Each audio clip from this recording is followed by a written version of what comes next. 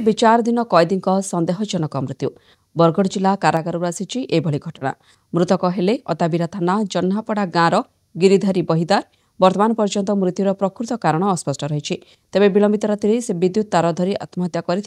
सन्देह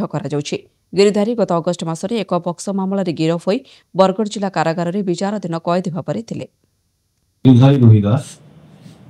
से वायर गोटे के धरिक छिड़ीदेला दाँत छिनी गला से लाइट वायर के धरिक सुसाइड केते रात्रि राति गोटे पार नहीं तो से सेल केते नंबर सेल रे आ के थिले पदे मन थिले 8 नंबर सेल रे से आउ ता संगे आउ 40 खण छ न जे हेते बेले बाकी माने चेती दिले कि सुई पड़ दिले राति एक बजे प्राय तो सोई थिले दीदी बेले से धरिक ला टिक चिल्लाला बोले एते बेले उठी गला ताके रोगी रे दिला झलका रे लेंगे छोड़े छ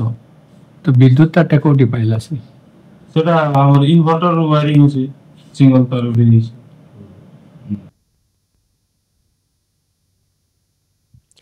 एने अधिक आलोचना करबा आम सहित जोड़ी होइछन्ती बरगढ़ प्रतिनिधि चित्तरंजन जोड़ी होइछन्ती चित्तरंजन देखा जेल रे जड़े विचाराधीन कैदी मृत्यु होइछि किंतु यह आत्महत्या बोली केवल संदेह करा जाउछि कोनोसी कारण को स्पष्टता वर्तमान आसी नाही वर्तमान कोन रहिछि अपडेट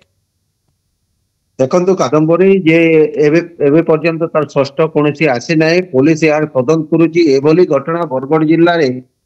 बरगढ़ शहर रे एवं जेल भितरे प्रथम करी घटना घटी जेतिबा बेले या संदेह मूड रे रहिछि पुलिस भी यार टेर पाई पारने किंतु दस्तावेज जना जाइछि जो इन्वर्टर तार जोटा कि लाइन रे संयोग हेतिबा इन्वर्टर तारटी से इन्वर्टर तार टच करिकि तार जीवन काली जेतिबा किछि सूचना मिलिछि। बहुत बहुत धन्यवाद चैतन्य जन आपनकर तमाम सूचना पाई।